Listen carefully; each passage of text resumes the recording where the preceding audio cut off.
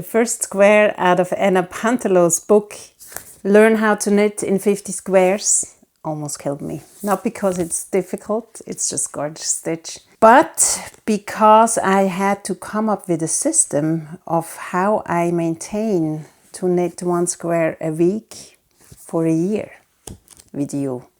And I don't want to do it exactly how it's written in this book, as I said in my last video. I want to take this as a base and develop it further. The square itself I had pretty fast. I added some beads. It's beautiful, I love it, but for me that wasn't finished. The blanket, if you just knit the squares, is not very big. I wanted to make it a little bigger. I also wanted to integrate the squares a little more with each other so it doesn't become a sample square, but more like an intended piece of design to be all those separate squares combined in a blanket. I spent so much time figuring this out, and I spent so much time knitting and frogging. I probably knitted about 12 squares already this week, just because I frogged so much. Before I show you the square, let me show you the creative process that I punished myself with this week. Really, at some point I thought, okay, she lost her mind. She's crazy now. I was getting so deep into every detail and frogged and knit and frogged and knit and redecided things. Oh my God. I started with the thought that I want to make the square bigger, so I thought I'm just going to add a border the easiest way, like this. You know, knit here, add a square. Didn't really like it. I mean, it could be a nice blanket. I just didn't want it for this project. Then I thought I could shift the blocks a little and make more something like this. Then I thought I could turn it 45 degrees, have this as a square, and knit triangles on each side. Here you see better. I actually knitted this up. So this would be one of the squares from the book. Then I would add a triangle that could have designs in it or stripes, and it would form an entire different square. So it would be double as big, the whole blanket, but it would have those other squares that have nothing to do with those squares actually. Oh, and look, my daughter wrote on this one. I mean, those papers were laying around for a week. Oh, and I also thought I could do half of each triangle a different color. Then it would give me that pinwheel thing. And then I thought this looks way too much like a quilt. I didn't like that either.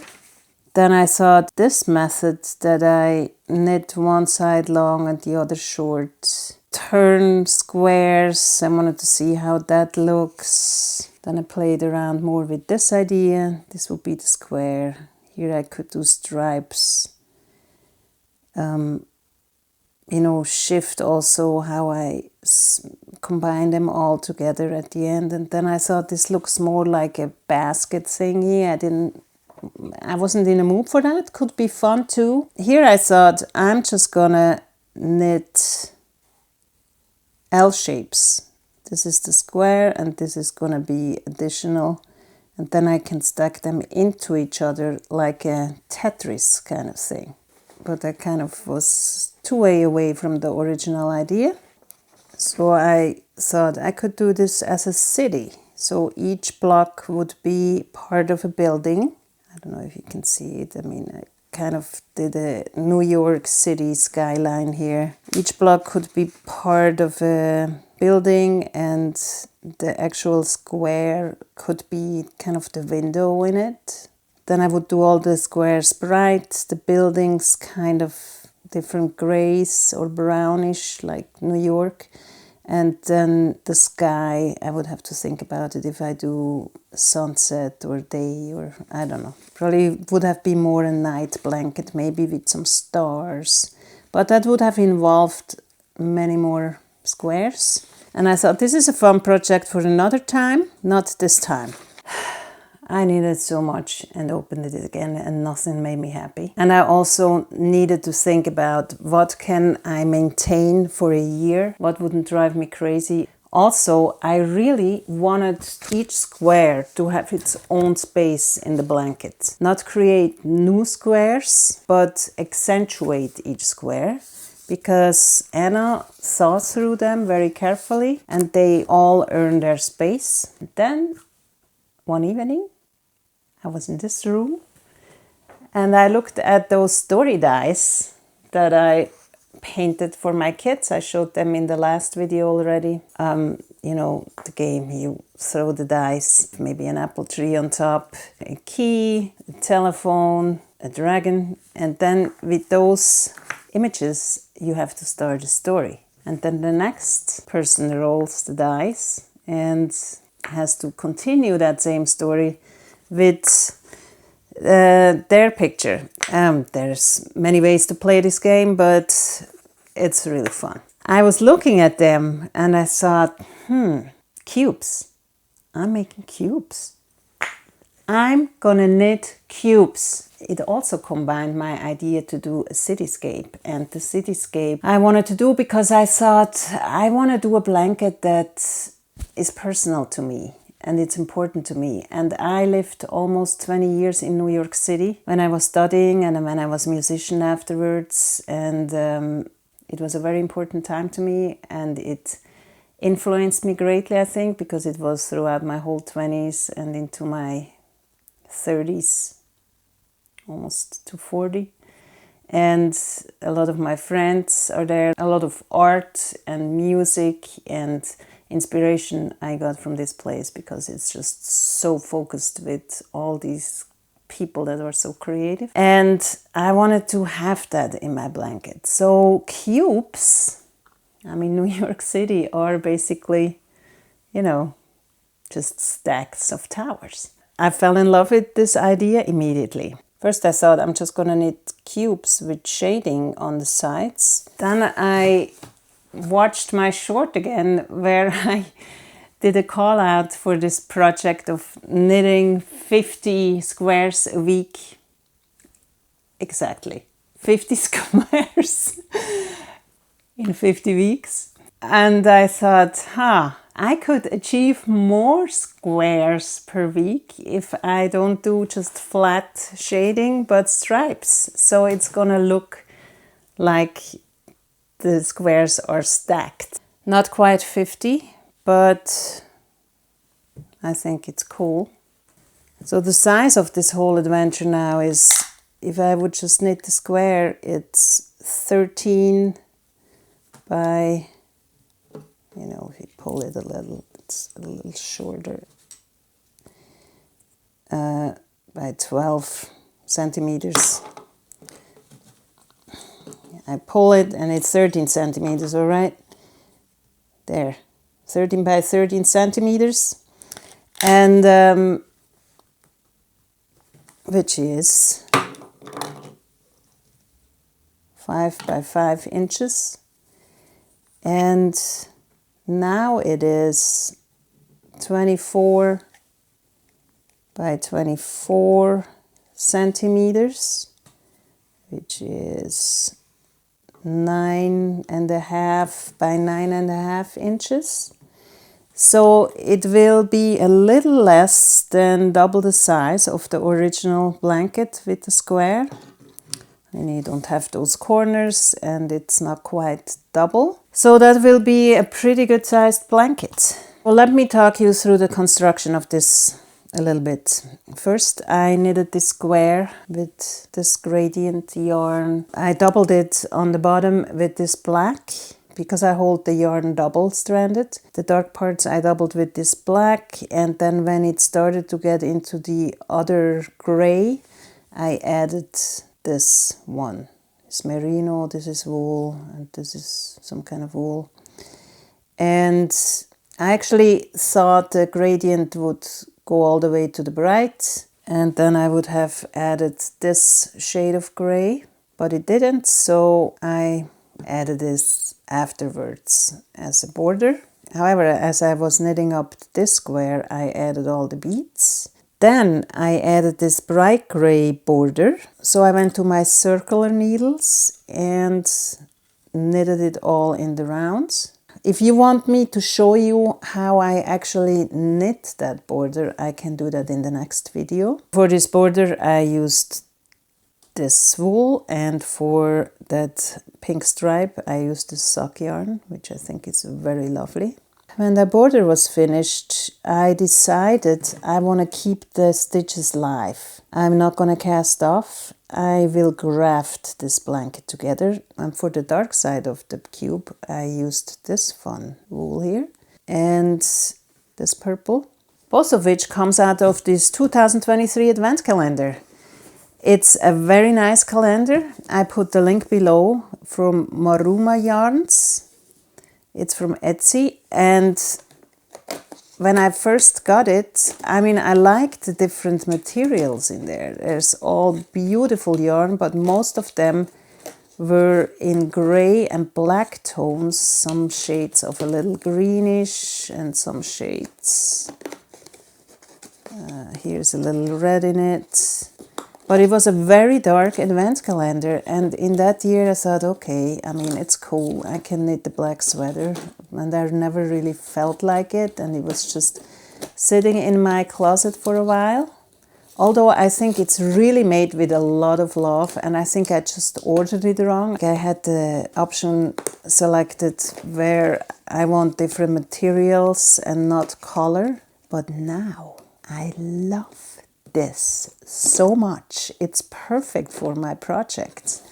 It has all the shades in it I want, and it gives me so many options for little accents with grays and blacks and green and red tones, just what I wanted. It's perfect. I love it. So yes, this is the first yarn I used out of this calendar. Also, this combination of those two yarns, it's very soft, by the way. I think this one has silk in it. And this is some kind of mohair thingy. This side of the fabric, I think, looks very cool. This would be a fun sweater, I think. Then for the lighted side, I used this Mylan White Lana Grossa Christmas sock yarn. It's probably from 2 or 3 years ago. And I held it double-stranded, pulled out the yarn from the middle, and you know what happens when you pull out the yarn from the middle. I have to clean that up. And I think I could have held it single-stranded. It's a little thick, but whatever. In the whole blanket, nobody will see that this is a little thick. Before I've rocked like 10 times, I used 4 different colors for each, 2 colors on each side, so 4 different colors. And I increased in this corner on both sides of the corner and switched colors, and it worked out, but it took way too long. And I thought, I'm not going to do this for a year. Hell no. I'm done with this. So I went back and forth, increased here, made short rows on this side, and then did the same thing here and attached. And it's semi-good, the outcome, I think. It looks okay. But I think all in all, it's fine. It looks like a cube, don't you think? So on the other side, I basically woven in all my ends very neatly. You can barely see it. I didn't weave in the corner and edge yarns yet because I want to do that after I graft it together, so I'm not pulling a stitch too much. So it all looks even at the end. As soon as I have my next square, I will graft it immediately to this square. I'm not going to wait till I have all 50 squares and then lay it out and see how it looks nicest. Because I know myself, and if I have 50 squares to graft, I'm probably going to take the whole thing and put it in my chest because I don't want to graft. So I will do this every week, and I will just work with what I have. I can attach it on any side I want. I make sure Every square I knit kind of fits somewhere on the 4 corners, and this blanket will just grow as I go. And I will also try to weave in ends as I go. So in 50 weeks this is done, except of the borders that I will knit. Maybe I have another idea in a year, but I think an I-cord around would be nice. Also, I'm not going to make extra pieces. I'm going to make just this unit.